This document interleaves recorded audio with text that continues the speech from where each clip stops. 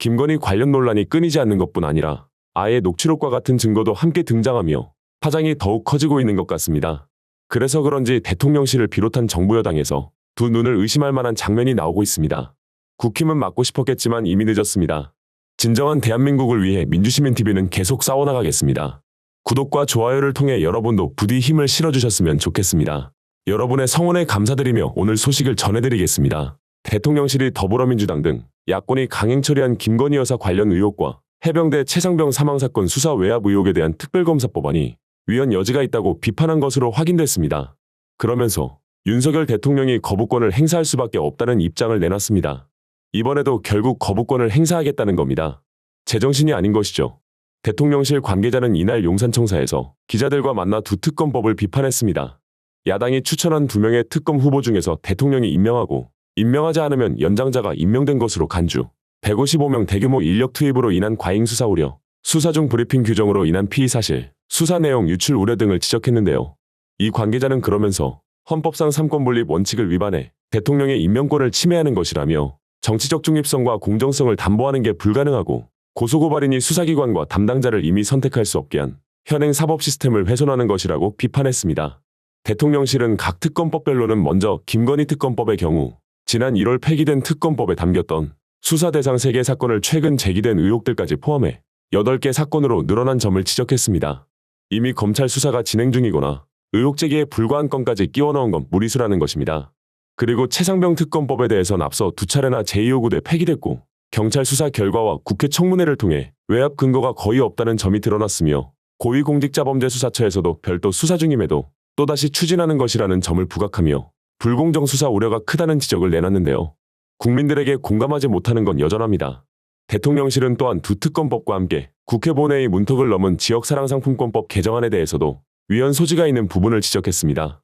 지방자치단체의 상품권 발행 예산을 의무적으로 반영토록 하는 게 골자인데 이는 지자체의 자치권과 정부의 예산 편성권을 침해한다는 것입니다. 거기다 재정 여력이 큰 지자체의 예산이 몰려 양극화가 불가피하고 소비진작 효과보다 물가금리 교란 부작용이 더 클 수 있다는 우려도 짚었습니다. 이미 이재명 대표가 수년간 성공을 거뒀던 좋은 정책을 어떻게든 하기 싫어하는 모습 아닙니까? 대통령실 관계자는 반헌법적이고 위법적인 법안에 대해선 대통령이 제2호 국권을 행사하는 게 의무이자 책무라며 위헌 위법적 또한 사회적 공감대 없이 야당이 단독 강행 처리한 부분은 타협하지 않겠다는 원칙을 다시 한번 말씀드린다라고 밝혔습니다.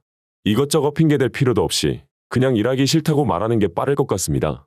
실제로도 대통령실이 국힘하고 협의를 적극적으로 하는 것도 아닙니다. 한동훈 국민의힘 대표가 24일 만찬 회동을 앞두고 윤석열 대통령에게 독대를 요청한 사실이 언론 보도를 통해 알려진 데 대해 친윤계 의원 등을 중심으로 여당 내에서도 부적절하다는 반응이 나오고 있지 않습니까?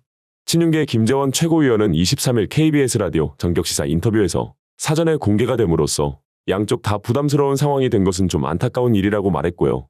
대통령과 여당 대표가 자주 만나는 것은 좋은 일이라고 하긴 했습니다. 정부 입장에서 또 대통령 입장에서는 정부의 정책이나 공무원들의 보고 정부 정책 전체의 연속성 측면에서 대통령이 갖고 있는 생각이 있을 수 있고 여당 대표는 국민과 많이 만나면서 여론에 민감할 상황이기 때문에 잘 조화롭게 대화하는 것은 지극히 정상적인 이야기라고 설명하기도 했습니다.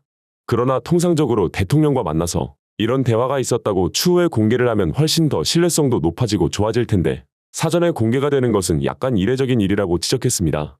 이어 곤욕스러운 상황이 되는 것 아닌가 싶다고 덧붙이기도 했습니다. 그냥 일이나 잘하면 될 것을 일도 못하면서 따지는 건 너무 많지 않습니까? 윤상현 국민의힘 의원도 이날 SBS 라디오 김태현의 정치쇼 인터뷰에서 독대 요청을 했다는 내용이 언론에 나오는 것 자체가 좋은 것이라고 보지 않는다고 밝혔습니다. 누군가 흘려서 나온 것일 텐데 이러는 것도 코미디입니다. 윤 의원은 독대 자체의 필요성에 대해서는 긍정했습니다. 만찬에서보다 실무적인 비즈니스 회의로서 독대가 이뤄지는 게 훨씬 더 좋지 않겠나 싶다고 했고요. 한 대표가 추석 연휴 기간에 민심의 현주소를 많이 느꼈을 것 아니냐. 그것을 대통령에게 전하겠다고 하면 만찬 회동대가 아니라 따로 기회를 만드는 것이 더 좋지 않을까 생각이 든다고 말하기도 했습니다. 어쩜 이렇게 일을 안 하는 건지 모르겠습니다. 아주 기본이라 할 수 있는 나라가 잘 살아야 한다는 마음도 딱히 없는 것 같습니다. 당장 비리를 저지르는 내용들만 봐도 어떻습니까? 23일 오전 열린 국회 법제사법위원회 전체회의에 전임 대통령 경호처장 자격으로 출석한 김용현 국방부 장관이 어김없이 전 정부 탓 답변 카드를 내밀었다가 호된 질책을 듣지 않았습니까? 김 장관은 2022년 3월 대선이 끝난 뒤 청와대 이전 태스크포스 경호경비 팀장을 맡아 대통령 집무실 및 관저 이전 업무를 주도한 바 있습니다. 이날 법사위에서 서영교 더불어민주당 의원은 경호처 직원이 엄청난 부정행위를 저질렀다며 김 장관의 책임 문제를 거론했습니다. 이에 김 장관은 그 사건 자체가 전 정부에 있었던 일이라고 답했습니다. 그러나 대통령 경호처 직원 비리로 납품받은 방탄 유리는 용산 대통령 집무실뿐만 아니라 한남동 대통령 관저에도 설치됐습니다. 이에 서 의원이 재차 무슨 소리인가? 대통령 관저 리모델링 과정도 전 정부에 있었던 일이냐고 따졌습니다. 김 장관은 공사 진행, 계약 체결은 전 정부에서 이뤄진 일이라며 버텼습니다. 서 의원이 다시 관저를 언급하자 그제야 관저 부분은 추가적으로 확인하겠다고 했습니다. 감사원의 대통령 집무실 및 관저 이전 불법 의혹 감사 보고서는 추석 연휴 전인 지난 12일 공개됐습니다. 봐주기 감사라는 비판을 받는 감사원 감사조차 관저 관련 각종 불법 계약 및 불법 공사가 이뤄진 시점을 윤석열 대통령 임기가 시작된 2022년 5월 10일 이후로 못 받고 있습니다. 김 장관이 추가적으로 확인 뒤 내놓은 답변 역시 전 정부 탓이었습니다. 김 장관은 5월 10일 대통령실이 용산으로 들어갔다. 그 과정에서 이루어진 모든 공사나 사업체 계약이나 이런 것들은 전 정부에서 다 이루어진 것이다. 그것을 오해하면 안 될 것 같다고 했습니다. 이에 정청래 법사위원장은 문재인 정부가 인수위 시절에 협조한 것이 맞다.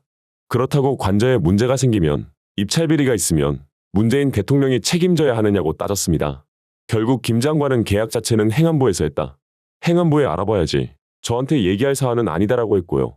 대통령 집무실 및 관저발 주처는 행정안전부 청사관리본부이며 각종 불법 종합할인 관저계약 및 공사는 이상민 행안부 장관 임명 뒤 이루어졌습니다. 김용현 장관과 이상민 장관은 충암고 동문으로 김 장관이 선배이기도 합니다. 앞서 대통령실 역시 대통령실 이전과 관련한 건축공사는 대부분 윤석열 정부 출범 이전에 지난 정부의 행정안전부 경호처 등 관계기관에서 계약을 체결해 진행했다는 입장을 내놓은 바 있습니다. 국민들 혈압 오르는 소리만 골라 하는 것도 재주 아닙니까? 민주당이 왜 김건희를 계속 물고 늘어지겠습니까? 김건희 세 글자만 들어가면 온갖 곳에서 국정농단급 게이트가 벌어지고 있다며 최근 국회를 통과한 김건희 특검법 수용을 촉구했는데 여기에 틀린 말이 있습니까? 황정화 민주당 대변인은 이날 서면 브리핑을 통해 국민으로부터 아무런 권한도 위임받지 않은 사실상의 자연인 김건희 씨가 막강한 권력을 휘두르고 있다. 윤석열 대통령을 사적으로 좌지우지하는 VIP 제로, 비선 권력 말고는 설명할 길이 없다고 밝혔습니다. 황 대변인은 김 여사의 공천 개입 의혹을 뒷받침하는 언론 보도가 쏟아져 나오고 있다며 김영선 전 의원이 재보궐선거 뒤 명태균 씨에게 유천여겨만 원을 건넨 정황이 확인됐고 김 전 의원이 국민의힘 공관위에 김 여사를 거론하며 공천을 요구하기까지 했다고 했고요. 이어 그런데도 검찰의 수사는 지지부진이라며 이재명 민주당 대표에게는 노래가사까지 운운하며 진술 조작과 증거 짜깁기까지 서슴지 않더니 지난해 12월 경남선관위가 창원지검에 사건을 고발한 이후 9개월이 지나도록 아무런 처분도 이뤄지지 않고 있다고 주장했습니다.